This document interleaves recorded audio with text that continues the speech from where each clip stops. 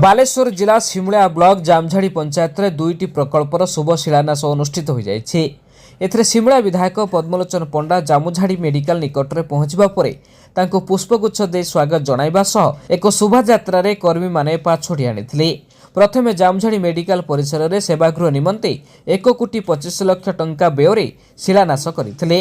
परे जामझाड़ी ग्राम रे थिबा मां बुढ़ी बासुड़ी मंदिर निकट में बृहत प्रवेश तोरणर शुभ शिलान्यास करथिले।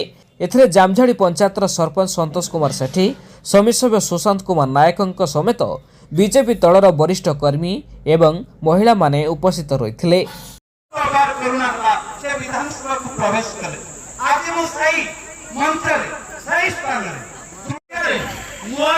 पद्मलोचन पंडा के छड़ाई नहीं पारिबे नाही से 2032 मसीहा पर्यंत